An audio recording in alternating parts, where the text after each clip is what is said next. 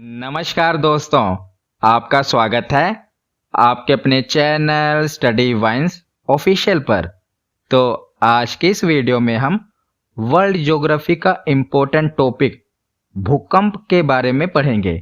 पहले हम इस टॉपिक को अच्छे से डायग्राम की सहायता से समझेंगे और लास्ट में टॉपिक से रिलेटेड जो भी प्रीवियस ईयर क्वेश्चन पूछे गए हैं उन्हें भी कवर करेंगे। तो पहले आप वीडियो को पूरा देखिए और लास्ट में प्रीवियस ईयर क्वेश्चन को जरूर अटेम्प्ट कीजिए। तो चलिए बिना देरी किए हुए वीडियो को शुरू करते हैं। तो चलिए वीडियो की शुरुआत करते हैं और सबसे पहले देखते हैं कि भूकंप कहते किसे हैं। तो भूकंप का शाब्दिक अर्थ है भूमि का कंपन। अगर आप भूकंप को दो शब्दों में तोड़ेंगे तो भू यानी कि भूमि और कंप यानी कि कंपन। तो आम भाषा में भूमि का कंपन ही भूकंप कहलाता है, जिसका तात्पर्य भूमि के भीतर होने वाला कंपन या हलचल होता है। तो पृथ्वी की सतह पर अचानक तेज हलचल होने के कारण पृथ्वी की आंतरिक ऊर्जा बाहर निकलती है, जिससे भूकंपीय तरंगों का निर्माण होता है। तो भूकंपीय तरंगें क्या होती हैं, इनके बारे में आगे हम डिटेल में पढ़ेंगे। तो याद रखिएगा कि जो पृथ्वी की सतह पर अचानक तेज हलचल हो रही है, ये किसके कारण होती है। तो पृथ्वी की आंतरिक ऊर्जा बाहर निकलती है, जिससे भूकंपीय तरंगों का निर्माण होता है। और भूकंपीय तरंगों के निर्माण के कारण ही पृथ्वी की अवस्था में परिवर्तन होने लगता है और इसी परिवर्तन को भूकंप कहा जाता है। तो इसे आगे हम डायग्राम से समझेंगे। ये मैंने अभी आपको इसका मतलब समझाया है कि भूकंप कहते किसे हैं। तो विज्ञान की जिस शाखा में भूकंप का अध्ययन किया जाता है उसे सिस्मोलॉजी कहते हैं। हिंदी में भी सिस्मोलॉजी ही कहते हैं। तो भूकंप के अध्ययन को क्या कहा जाता है, कई बार एग्जाम में पूछा गया है। तो इसे सिस्मोलॉजी कहा जाता है। और भूकंप को मापने के लिए जिस यंत्र का उपयोग किया जाता है उसे सिस्मोग्राफ कहा जाता है। तो याद रखिएगा, यंत्र को सिस्मोग्राफ कहते हैं और भूकंप के अध्ययन को सिस्मोलॉजी कहते हैं। तो आगे बढ़ने से पहले हम भूकंप के कुछ प्रमुख कारण देख लेते हैं। तो सबसे पहला कारण है ज्वालामुखी का विस्फोट। तो ज्वालामुखी का विस्फोट भी भूकंप आने का एक कारण है। मैंने ज्वालामुखी वाली वीडियो में आपको बताया था। तो ज्वालामुखी विस्फोट किसी क्षेत्र में भूकंप होने का एक प्रमुख कारण हो सकता है। ज्वालामुखी विस्फोट होने के कारण जो निकटवर्ती क्षेत्र हैं वहां की भूमि पर हलचल या कंपन उत्पन्न होता है। जब ज्वालामुखी का विस्फोट होता है उसमें से लावा बाहर निकलता है, तो जो उसके अगल बगल के यानी कि आसपास के क्षेत्र होते हैं वहां पर कंपन या हलचल महसूस होती है, जिसे भूकंप कहा जाता है। तो ज्वालामुखी का विस्फोट भी भूकंप का एक प्रमुख कारण है। दूसरा कारण देखते हैं, तो पृथ्वी का सिकुड़ना। तो कुछ वैज्ञानिक सिद्धांतों के अनुसार पृथ्वी अपने जन्म के बाद से सिकुड़ रही है, जिसकी वजह से इसकी विभिन्न परतों में कई परिवर्तन देखे जा सकते हैं। तो पृथ्वी की सतह सिकुड़ने पर वह अपनी अवस्था में परिवर्तित होने लगती है। इससे भूमि के आंतरिक भाग में कंपन होने लगता है, जिससे ऊपरी सतह हिलने लगती है। तो आंतरिक भाग में कंपन होता है, जिससे जो ऊपरी धरातल है वो हिलने लगता है और भूमि कई खंडों में विभाजित होने लगती है। और भूमि का कई खंडों में विभाजित होना ही भूकंप कहलाता है। तो कुछ वैज्ञानिक सिद्धांतों के अनुसार पृथ्वी का सिकुड़ना भी भूकंप होने का एक प्रमुख कारण है। तो अगला प्रमुख कारण है जलीय भार। ये कोई प्राकृतिक कारण नहीं है, ये मानवीय हस्तक्षेप के कारण ये भूकंप आता है। जलीय भार तो नदियों पर बांध बनाकर बड़े बड़े जलाशयों का निर्माण किया जाता है। आपको पता है, मैंने बांध वाली वीडियो में आपको बताया था कि बांध के पीछे बड़े बड़े जलाशय बनाए जाते हैं जहां पर पानी को स्टोर किया जाता है। तो नदियों पर बांध बनाकर बड़े बड़े जलाशयों का निर्माण किया जाता है और जलाशयों में जल की मात्रा आवश्यकता से अधिक हो जाने के कारण जो जल है ये चट्टानों पर, जो उसके बगल में चट्टानें हैं, चट्टानों पर अपना प्रभाव डालने लगता है, जिससे चट्टानों में दबाव बढ़ जाने के कारण उनकी जो स्थिति है उसमें परिवर्तन होने लगता है, उनमें हलचल होने लगती है और इन्हीं परिवर्तनों से भूमि में हलचल होने लगती है, जिससे तीव्र भूकंप होने की संभावनाएं रहती हैं। तो ये मानवीय हस्तक्षेप के कारण भी भूकंप आने की संभावनाएं रहती हैं। हर कारण प्राकृतिक नहीं है, कुछ मानवों के द्वारा भी हस्तक्षेप के कारण भूकंप आते हैं। अगला कारण है प्लेट टेक्टोनिक कारण। ये बहुत ही प्रमुख कारण है। तो पृथ्वी के पटल को प्लेटों का बना हुआ माना गया है, आपको पता ही है। तो ये जो प्लेटें हैं ये सरकती रहती हैं और कभी कभी ये जो प्लेटें हैं आपस में टकराती हैं। तो इन प्लेटों के टकराने के कारण भी हलचल पैदा होती है और इन्हीं प्लेटों के टकराने से भूकंप आता है। तो ये कुछ प्रमुख कारण थे जो मैंने आपको बताए। तो अब हम डायग्राम की सहायता से भूकंप के कुछ इंपॉर्टेंट कंसेप्ट को समझते हैं। ध्यान से सुनिएगा। तो जो ये पॉइंट है ऊपर की ओर धरातल पर, इसे कहते हैं अधिकेंद्र, इंग्लिश में कहते हैं एपिसेंटर। और जो पृथ्वी के अंदर की ओर जो ये पॉइंट है जहां से भूकंप की उत्पत्ति होती है उसे कहते हैं भूकंप केंद्र, इंग्लिश में कहते हैं फोकस। तो जिस पॉइंट से भूकंपीय तरंगे उत्पन्न होती हैं उसे भूकंप केंद्र कहते हैं। और जिस पॉइंट पर इन भूकंपीय तरंगों को सबसे पहले महसूस किया जाता है उसे भूकंप अधिकेंद्र कहते हैं। तो ये जो पॉइंट है इसे भूकंप केंद्र कहते हैं। तो इसी पॉइंट से भूकंप की उत्पत्ति होती है, ये जान लीजिए। तो यह पृथ्वी के आंतरिक भाग में स्थित वह क्षेत्र होता है जहां से भूकंपीय तरंगे मुक्त होती हैं।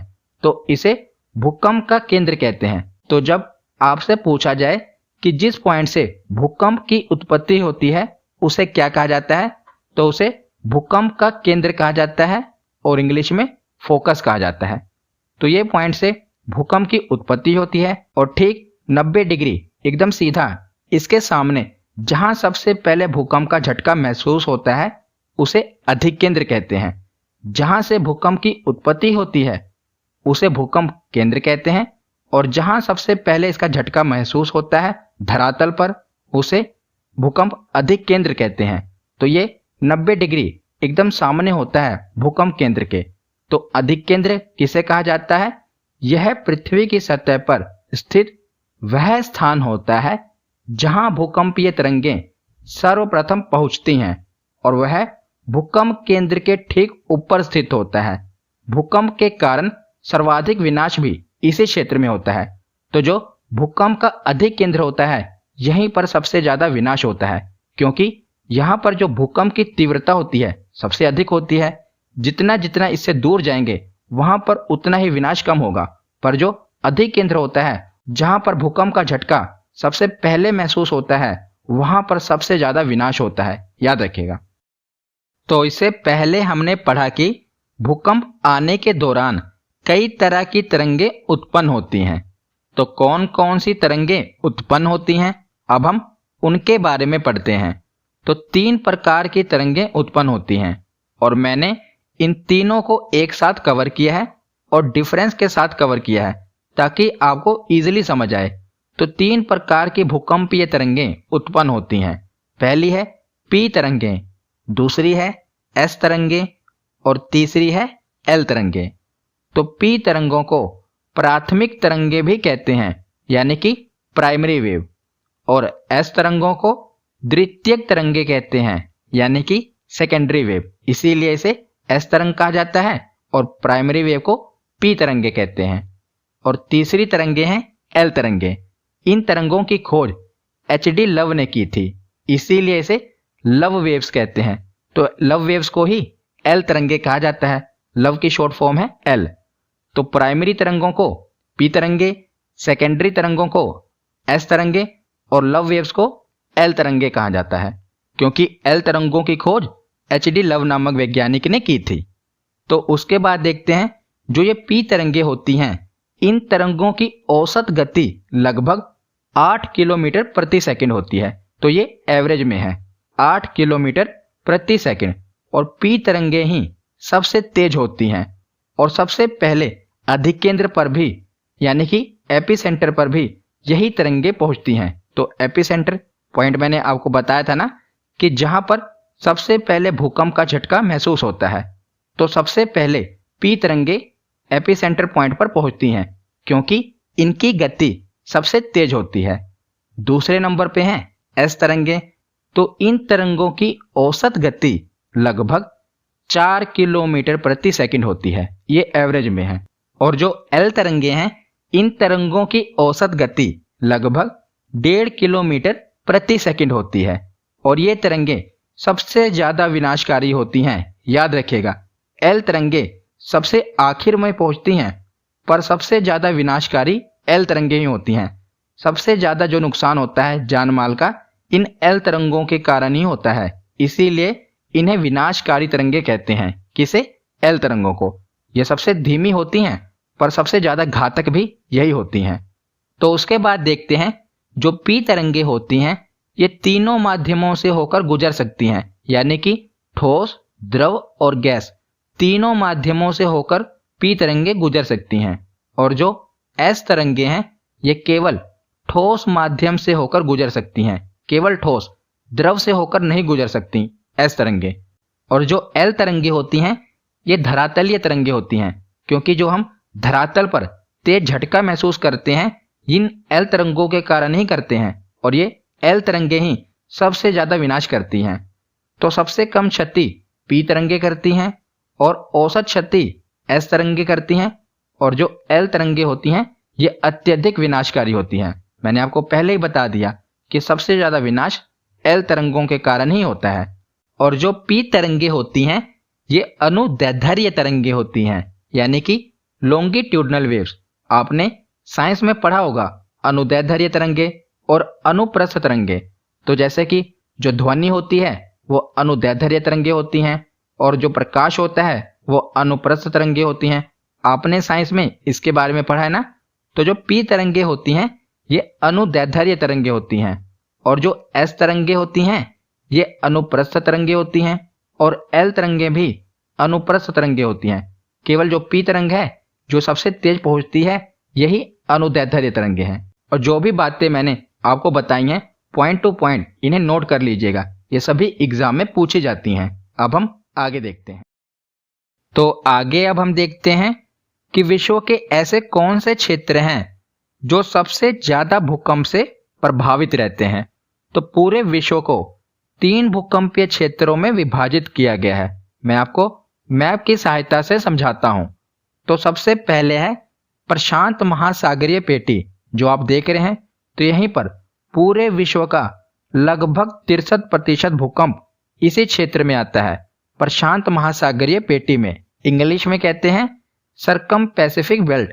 और पूरे विश्व का 63% भूकंप इसी क्षेत्र में आता है और इसे रिंग ऑफ फायर यानी कि अग्नि वलय भी कहते हैं। और इस क्षेत्र में कौन कौन से देश आते हैं, जैसे कि Chile, California, Alaska, New Zealand, Japan, ये सारे देश इसी क्षेत्र में आते हैं।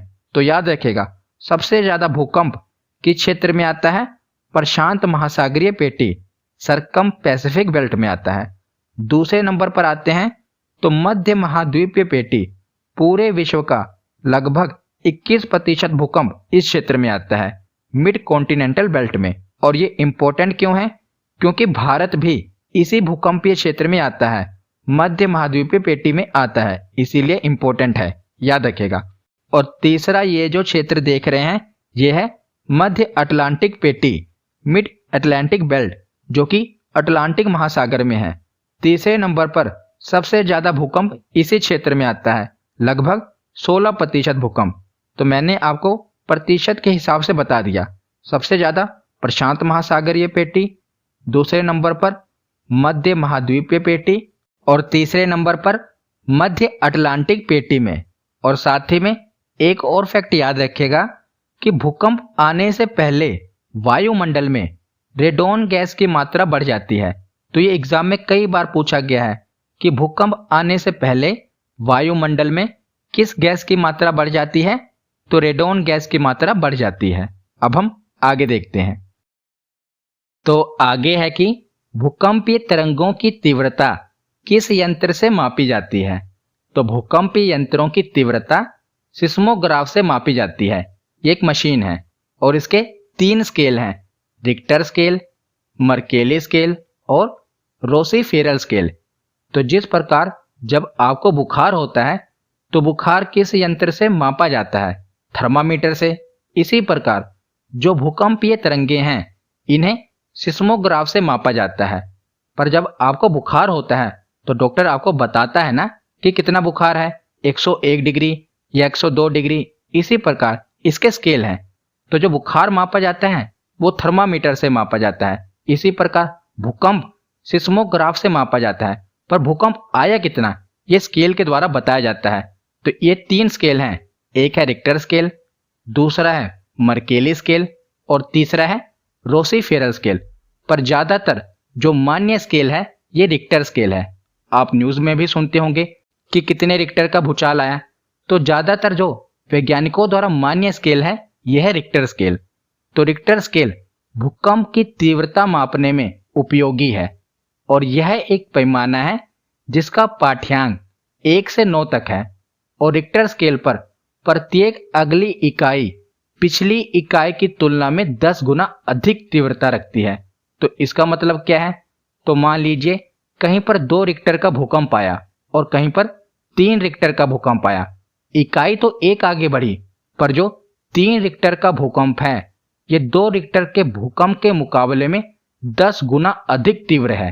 तो यही इसमें कहा गया है कि जो इसकी अगली इकाई है पिछली इकाई से 10 गुना अधिक तीव्र है। भले ही एक अंक ज्यादा है पर जो इसकी तीव्रता है वो 10 गुना अधिक है। तो यह है रिक्टर स्केल। दूसरा है मर्केली स्केल। तो इसे वैज्ञानिकों के द्वारा प्रमाणित नहीं किया गया, पर याद रखिएगा यह भी भूकंप की तीव्रता मापने का एक स्केल है। और तीसरा है रोसीफेरल स्केल। ये एग्जाम में पूछा गया था कि रोसीफेरल स्केल क्या है। तो ये भूकंपीय तरंगों की तीव्रता मापने का एक स्केल है, पैमाना है, रोसीफेरल स्केल। रोसीफेरल स्केल में जो मापन है 1 से लेकर 11 तक है। जिस प्रकार रिक्टर स्केल में कितना था, 1 से 9 तक, तो रोसीफेरल स्केल में है 1 से लेकर 11 तक। तो हमारा थ्योरी सेक्शन यहीं पर कंप्लीट होता है। अब हम इसके प्रीवियस ईयर क्वेश्चन देखते हैं। तो पहला प्रश्न है कि भूगर्भ में जिस स्थान पर भूकंपीय तरंगों की उत्पत्ति होती है उस स्थान को क्या कहा जाता है? तो जहां से भूकंप की उत्पत्ति होती है उसे क्या कहा जाता है? भूकंप केंद्र। तो ऑप्शन सी सही होगा। अगला प्रश्न है कि भूकंप में धरातलीय तरंगे होती हैं। तो धरातलीय तरंगे किन्हें कहते हैं? तो एल तरंगों को धरातलीय तरंगे कहते हैं और यही सबसे ज्यादा विनाशकारी होती हैं। अगला प्रश्न है कि पृथ्वी के सतह पर भूकंप के केंद्र के ठीक ऊपर के बिंदु को क्या कहा जाता है? तो उस बिंदु को क्या कहा जाता है जो भूकंप केंद्र के ठीक ऊपर होता है? तो उसे कहते हैं अधिक केंद्र, इंग्लिश में कहते हैं एपिसेंटर। अगला प्रश्न देखते हैं। अगला प्रश्न है कि रिक्टर स्केल का प्रयोग किसके मापने के लिए किया जाता है? तो रिक्टर स्केल का प्रयोग भूकंप की तीव्रता को मापने के लिए किया जाता है। अगला प्रश्न है कि विश्व के सर्वाधिक 63% के लगभग भूकंप निम्न में से किस पेटी में आते हैं? तो विश्व का सर्वाधिक भूकंप प्रशांत महासागरीय पेटी में आते हैं। ऑप्शन ए सही होगा। अगला प्रश्न है सिस्मोग्राफ किसे मापने के लिए काम में लाया जाता है? तो एसएससी में पूछा गया था। तो सिस्मोग्राफ भूकंपीय तरंगों को मापने के लिए प्रयोग में लाया जाता है। अगला प्रश्न है भूकंप केंद्र यानी कि फोकस वह स्थान होता है जहां, तो इसका सही जवाब होगा जहां से भूकंप की उत्पत्ति होती है उसे भूकंप केंद्र कहते हैं। तो ऑप्शन बी सही होगा, जहां से भूकंप की उत्पत्ति होती है। अगला प्रश्न है कि कौन सी भूकंप तरंगें सबसे ज्यादा विनाशकारी होती हैं? तो सबसे ज्यादा विनाशकारी कौन सी तरंगें होती हैं? तो एल तरंगे। ऑप्शन बी सही होगा। अगला प्रश्न है कि सिस्मोग्राफी किसका विज्ञान है? तो सिस्मोग्राफी भूकंप के अध्ययन को कहा जाता है। ऑप्शन बी ये भी एसएससी में पूछा गया था। तो सिस्मोग्राफी भूकंप के अध्ययन को कहा जाता है। अगला प्रश्न है कि पृथ्वी की आंतरिक संरचना की विश्वसनीय जानकारी प्राप्त करने का सबसे प्रमुख स्रोत है। तो भूकंप विज्ञान ही सबसे प्रमुख स्रोत है। ये मैंने पहले की वीडियो में आपको पढ़ाया था पृथ्वी की आंतरिक संरचना में कि जो भूकंप है ये पृथ्वी की आंतरिक जानकारी के लिए सबसे प्रमुख स्रोत होता है। तो इसका सही जवाब होगा ऑप्शन ए। अगला प्रश्न है कि भूकंप आने से पहले वायुमंडल में कौन सी गैस की मात्रा बढ़ जाती है। तो इसका सही जवाब होगा ऑप्शन सी, रेडॉन गैस की मात्रा भूकंप आने से पहले बढ़ जाती है वायुमंडल में। आज का आखिरी प्रश्न है कि अधिकेंद्र भूकंप का वह बिंदु है जो संबोधित है। इसका सही जवाब होगा ऑप्शन डी, जहां पर भूपृष्ठ का वह बिंदु जहां पर पहला झटका अनुभव किया जाता है उसे अधिकेंद्र कहा जाता है। ऑप्शन डी इसका सही जवाब होगा। तो आज की ये वीडियो यहीं पर खत्म होती है। कैसी लगी ये वीडियो कमेंट सेक्शन में जरूर बताना। धन्यवाद।